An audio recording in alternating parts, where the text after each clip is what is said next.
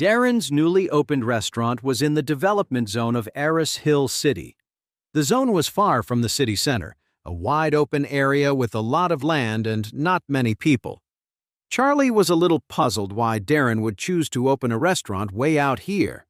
However, he'd heard from Claire that several large manufacturing companies had recently set up shop in the development zone, so Darren was actually pretty smart to open his restaurant here now. Darren's place, the Moonlight Bistro, sat on the edge of a wide new street. It looked pretty big with 2 full stories, and the name had a nice, artistic ring to it. When Charlie pulled up to the restaurant, a line of cars was already parked out front. A few guys were standing around a gold luxury car. Charlie recognized them. They were all classmates from college, but he wasn't really friends with any of them. He definitely remembered the guy leading the group. His name was Gavin Sawyer, who had been one of the well-known rich kids in their class back in the day. He'd always had a thing for Claire, but she never gave him the time of day. Right then, Gavin was leaning against his gold car, soaking in the compliments from his classmates. "Gavin, man, you're really a winner! Driving a car this expensive right after graduating? That looks like the 540, right? The top of the 5 Series?"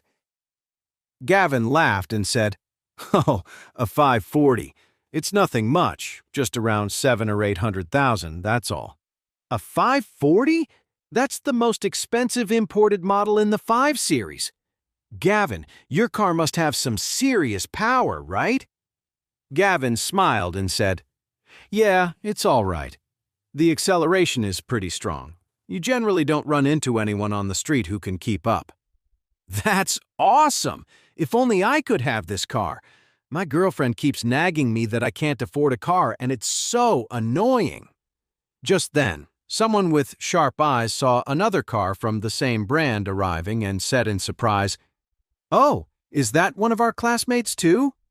Isn't that Charlie, the good-for-nothing freeloader?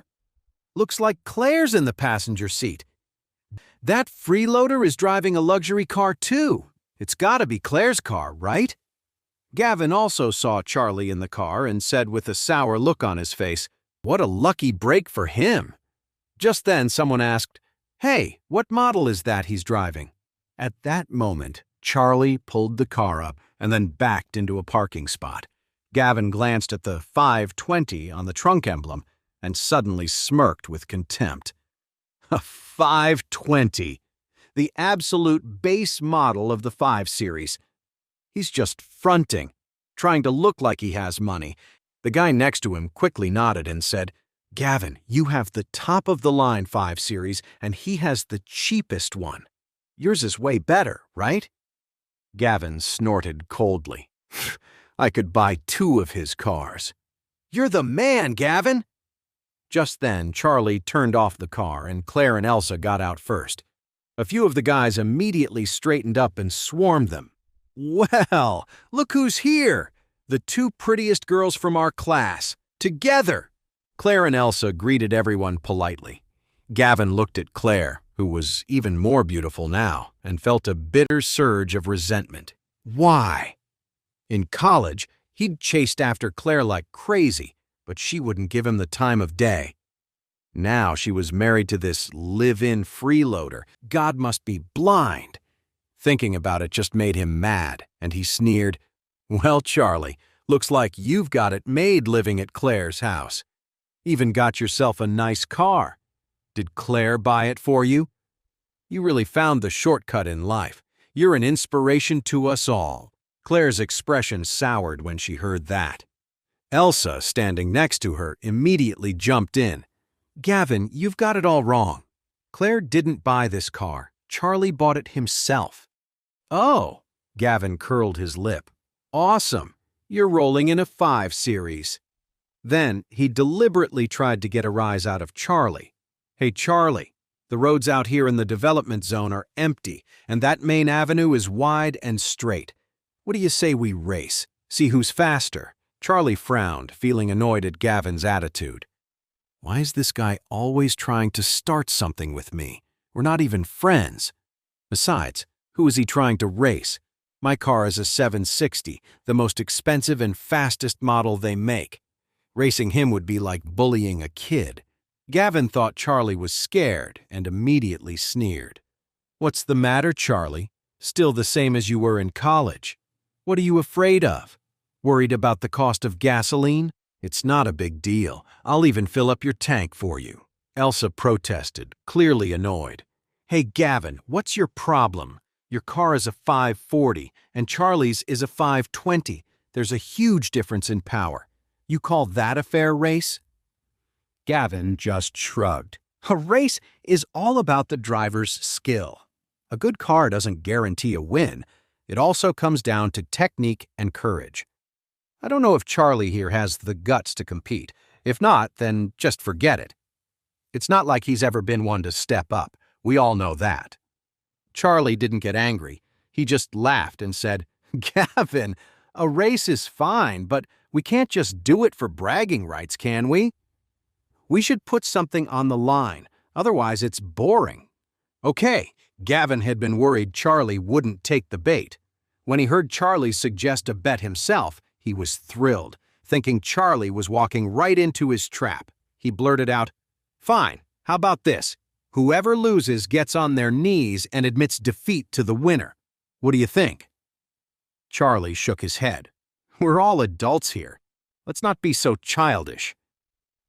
At that moment, Darren walked out in a suit, holding a big box of fireworks.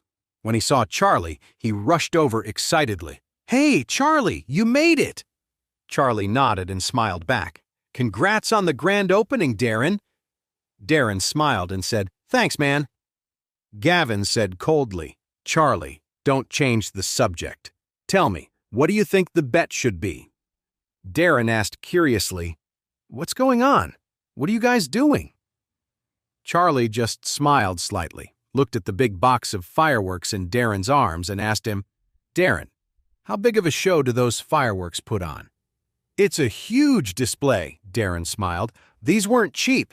It'll leave the whole ground covered in red. Cost me over $600. Charlie nodded and then turned to Gavin. All right, let's race. And whoever loses has to set this box of fireworks off inside their car. What do you think?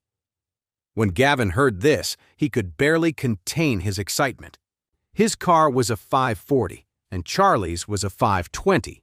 There was no way Charlie could win, even if he pushed his car to the limit. And yet, here he was, making a bet this huge. Setting off a large fireworks display inside the car would absolutely destroy it. Since Charlie was practically asking for it, this was the perfect chance to completely humiliate him. So, Gavin nodded without a moment's hesitation and shouted, Everyone's a witness. Charlie and I are going to see whose car is fastest.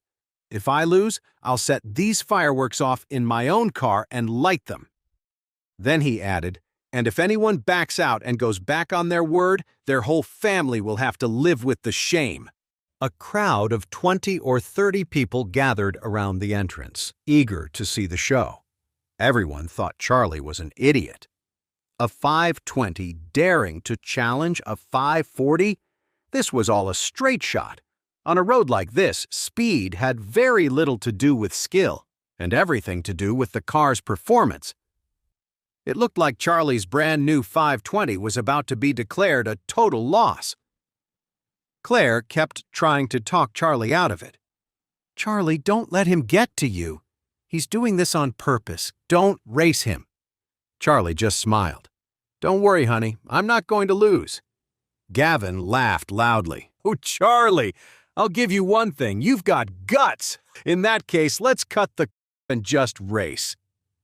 Okay, Charlie nodded and asked him, So, what are the rules? Gavin pointed to the intersection at the end of the road. We start at the same time. We race to that intersection, turn around, and the first one back here wins. What do you say? Charlie smiled and said, No problem. All right, Gavin said, buzzing with excitement. Everyone's a witness. Let's start the race right now. With that, he hopped into his 540 and pulled out onto the road. Ignoring Claire's protests, Charlie drove his car up next to Gavin's. their front bumpers perfectly aligned.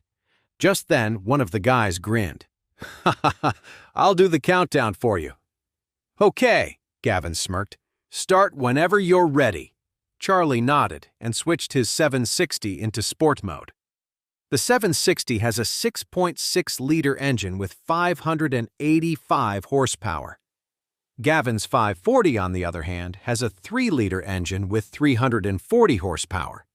The 760's engine was more than twice the size, with an extra 245 horsepower. It was a night and day difference, but Gavin had no idea that Charlie's 520 was actually a top-of-the-line 760. He thought he had this in the bag. "Get ready! 3, 2, 1, go!" The second he said go, Gavin slammed his foot on the gas.